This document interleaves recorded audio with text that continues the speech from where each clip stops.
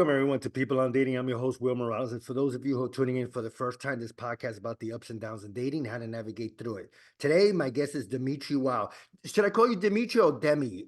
Is there a preference? No preference. You just call me Demi, I guess. Okay. Demi Wylde, he's an author, educator, content creator, spilling the tea on sex and dating. Demi, thank you so much for being on People on Dating. How are you? Wonderful. Thank you for having me. No, it's my pleasure. So, Demi, tell us a little bit about yourself. What was that journey like to get here to today? You're author, educator, content creator. What was that journey like for you? Yeah, so I've always been a writer my entire life. I've kind of got my ideas originally from remember MySpace. I mean you're a little bit older than I am, but like you remember MySpace, of course. Yes, yes, yes. A lot of us were like really like chronically online, and so I would put a lot of my information, like my dating ideas, and like sort of like, I don't know, Sex in the City-esque blog posts or whatever, like Right. kind of guys I dated or like things like that. Yeah. That's originally where I kind of got my ideas about this. I've always been a writer when it comes to like relationships and sex and things like that. I've never been afraid of like approaching more taboo subjects, things like that. Right. And then yeah, it kind of evolved over time. I started a podcast back in 2019. I hook up horror stories, and then I started doing YouTube on top of that. So it's kind of just been snowballing ever since. And yeah, I've written 2 books and working on a third. Oh, wow. Okay. Yeah, we'll definitely talk about the books. So, and today's topic is a good one: sexual behaviors in today's society. So, Demi, you do a podcast. You're on Instagram. We'll definitely talk about the hookup horror stories. What are you seeing in today's society that's so different? I mean, obviously, when I was younger, we courted women, whatever. It was a courtship. Now it seems like, you hear of hookups and situationships, all these new terms that I never heard of Mm-hmm. 20 years ago. So, like, what's your gauge on the dating scene now? Like, what are you seeing out there that maybe I haven't or I haven't noticed because I'm not, again, because we're different in ages, but my God, it's like really different. And I'm Right. I'm being polite. Yeah. Well, I totally agree with you there. It's been let me see. I feel like the dating pool has gotten a lot more transactional as time has gone on. And that's Mm, possibly due to many factors, one of which would be the internet. A lot of that would be like the apps, the actual app culture that's surrounded that as well. Um, yeah, I feel like dating has kind of become a transactional thing where, like, you have something I want, which is sex or intimacy or a conversation. And then once they get that fix or whatever, it's kind of like they're done with that, or maybe it's like not, there's no real. I feel like it's more difficult for people to actually come together and like find more, which is odd because we have the world at our fingertips these days. yeah. But I feel like it's more difficult to find genuine connection these days. Yeah, you hit on a point there, transactional dating. Because when I see other podcasters, or I see some of your material, or just in general anything on Instagram, it's the first thing I see when I pop open my Instagram is some woman shaking their ass and in bikini shorts or whatever, and then guys are just commenting, "Oh, I love you, I can't wait to have sex with you," things like that. Hmm. Is chivalry for men dead?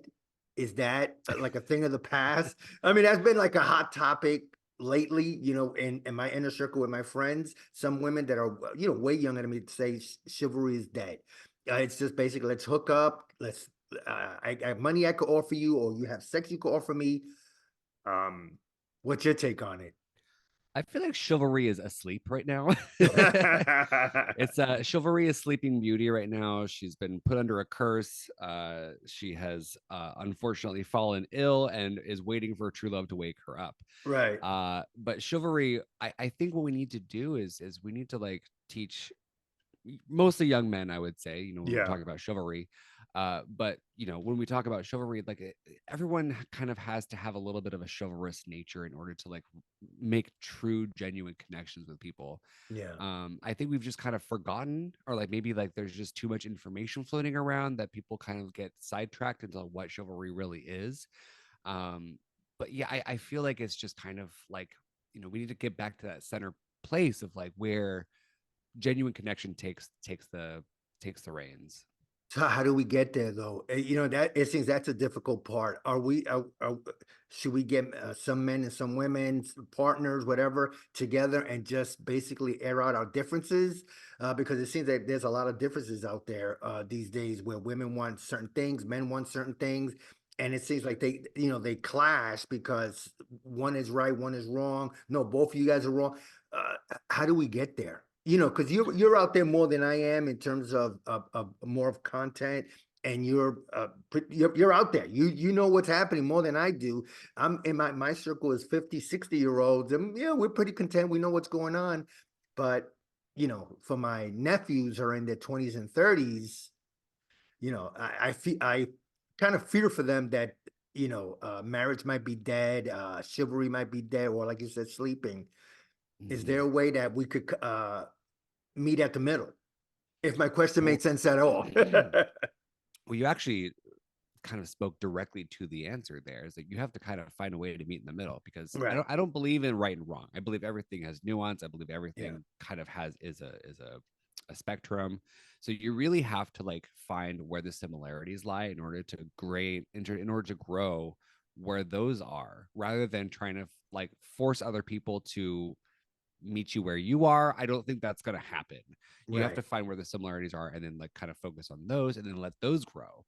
So, for example, I guess when you're on a first date, right? Yeah. And you can tell that this other person, you're just like not feeling them or whatever, Yeah. but you still are determined to make a good time out of it. It's a learning experience. So you have to Mhm. kind of find, rather than just be um upset or like angry at like what you're hearing, you kind of have to like you're more than welcome to leave. That's totally your prerogative as well, Yeah. but you have to kind of like find a way to like make yourself feel a little bit more happy in that moment. Where are where is the connection, where can a connection come from? And that's Right. how it is kind of like on the internet. You have to kind of find where the similarities lie in life, and a lot of that comes with asking questions. You have to ask a lot of why questions. Why do you feel that way? Why do you think that way? And that's where I think that we stagger, is that we don't know how to ask those questions. We don't know how to ask, why do you feel that way? Where did you get this idea from? Here's my take on it. It's a community. It's a back and forth that I think that we just don't have anymore. Yeah, I wanted to touch base on asking questions because some of my female friends, that are younger, they feel that the men don't ask enough questions. I don't know, like with your dating, is that the case for you? But I know I've done that where I got out with a woman and end up talking about myself too much, and then I realized like, what the hell was I doing? And everybody likes to talk about themselves, but obviously it's just asking questions. That's the main thing, is just asking someone questions, just getting to know them. Is that where society is failing, not asking maybe the right questions, or at least, like I said, why questions? Is that where we failing? I hate to say that word, but uh, can we strive for better by just asking the correct questions? Again, if my statement made any sense at all. No, absolutely. Yeah. I feel like that's where we are a lot in society, is when it comes to dating and relationships, we're not asking questions. We're not understanding where another person is coming from, right? Right, And that's where I think that we need to get back to, is to start asking those questions and start asking, why do you feel that way? Why do you think a certain way? Why do you have that point of view? right. And then when you start to understand where people come from a little bit more, you start to understand a little bit more about them. Right, right. So is that more of an age thing? As maybe we get older, then maybe that experience will come into play by asking the questions. Because if it's someone that's young in their early 20s, maybe they don't know that yet. But like I said, you're creating content to make people aware. I try to create content to make people aware. Um, so how, should we have then people like us talk more about that in our podcast, to make it aware to the younger generation, like, hey, ask questions, be friendly, if there's no attraction, but how can we make this a positive thing going forward? Yeah. I mean, certainly there is certainly there's definitely the internet has changed a lot, and I think Yeah. that Instagram has kind of changed people's perspectives. I think it's maybe made people a little bit more what's the word, selfish, Yes, yes, definitely. I you know what get I you. I mean? get you. Yeah, yeah, yeah. But I think that can be remedied. You just have to approach things with a genuine curiosity about other people. Yeah. So how do you so what do you see in the next 2 to 5 years in terms of dating? Are we going to stay stagnant?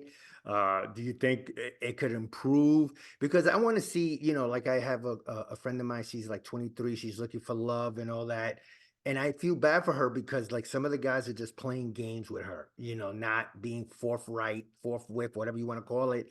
Um, Again, narrative is asking questions, is getting together and getting at least getting friendly. Are we doomed for being single? Because now it seems like 60 to 70% of women are issuing the initiating a divorce. Men are not approaching people anymore. They're scared because they might get called the creep word.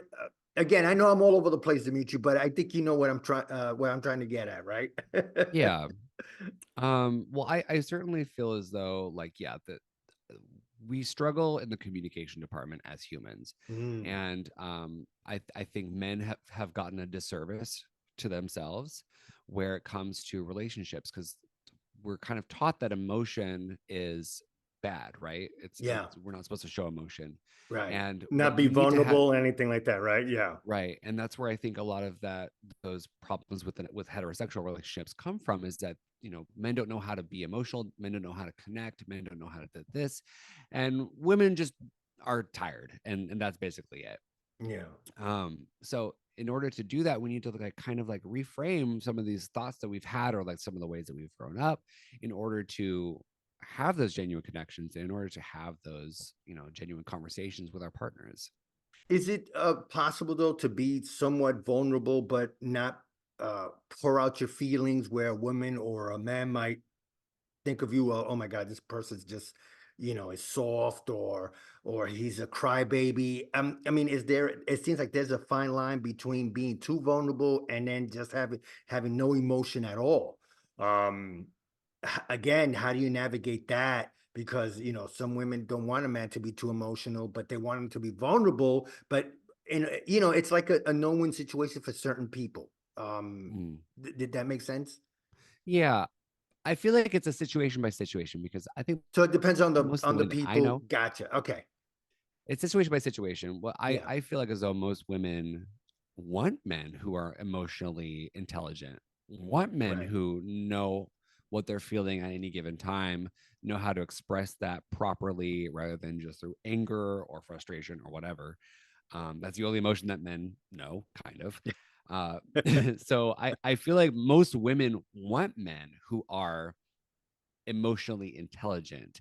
Gotcha. I don't think anybody wants to deal with a crybaby per se, but Right. Right. I Right. also don't. I also think that that's also kind of a male fear, is to be perceived as a crybaby. So Yes. it's not necessarily the thing, but I think that it just comes with being emotionally intelligent. Yeah, no, that definitely makes sense. It's funny because I remember I interviewed someone about that, about being emotionally intelligent and all that, and I definitely get it because, what you just hit on, a woman or a man doesn't want their partner to be a crybaby, because then that's going to be such a turn off or whatever how you want to say it. So for you, when you're out in the dating scene and things like that, are you cautious in terms of talking about yourself, or do you rather just listen to what the other person is saying to you, and then you gauge whether this? Go ahead. I can already see you smiling. Go ahead. Well, I'm a little bit different. I am lucky that I have a partner currently, and so I Okay. don't really, I'm not out in these streets, as it were. Okay. But when I was dating, when I was seeing going on dates with people, like I put all of myself out there. If and that's the thing, is Okay. sometimes all of you up in the front isn't necessarily going to be the best thing. I can't help myself though. I remember going on a first date with somebody and I started talking about true crime and talking about my favorite like serial killers and stuff like that. And this person was like looking at me across the table like, what is wrong with you? Right. But I can't help myself because this is something I'm really interested in, and that's it. Yeah. But I think that if you find the right person that will be able to accept all of those parts of you, like why not go on that date and start talking about serial killers? If that's what you're into, that's fine. Like Yeah. Yeah, just being yourself, right? Yeah, definitely. just I be like that. yourself. Be Yeah. yourself, yeah.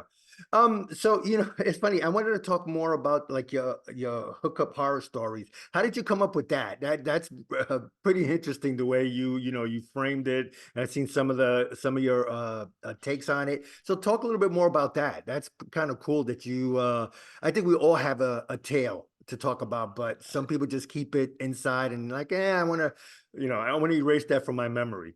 Right. Well, that's the thing is I've had so many in my life that I couldn't help but share the stories, and the more I shared the stories with people, the more response I was getting from people. I was driving Lyft one time and I was Yeah.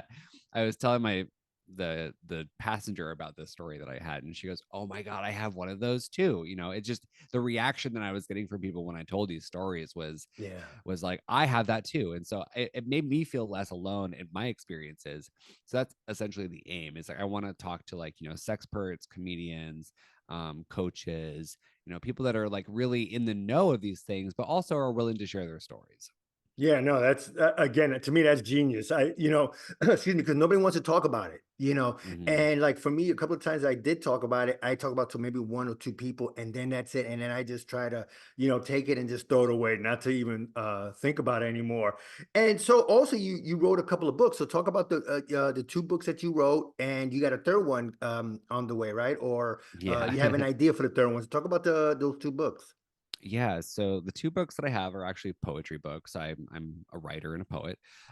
So a lot of it is comes from, it's a little bit more like a therapy session, I guess, of Yeah, myself, yeah, for, some of my emotions and things. But there's a little bit of like, processing that goes along with that. But I've always been a poet and a writer. So like I just had all this stuff that I'm like, you know what, why don't I just compile it and make a book out of it? And a lot of it came from like one summer when I was like in a kind of a tough place. The first book came from, and then after I wrote the first book, the second one just came like so fast. right. Uh, and then the third book, I am not doing poetry for the third book. The third book is Yeah. actually going to be a book of essays, and it's more of a memoir. I haven't quite figured out exactly the tone that I want to talk about, but it is, Yeah. you can read some of them currently. It is the Deviant Diaries on my website, Okay. demitriwylde.com. So you can kind of read some of my own like hookup horror stories and things like that. Some of them are funny, some of them are a little bit more serious. Yeah. But yeah, it's that's where it's gonna go. It's gonna be called the Deviant Diaries. Okay. No, I like it. Great title. And talk more about your podcast.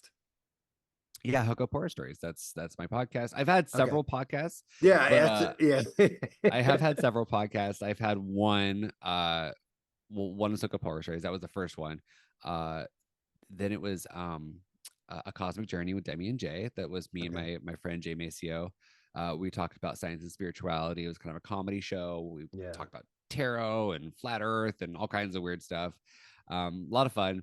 And then the third one that I had was tarot love doctors with my friend Emanuela Rose.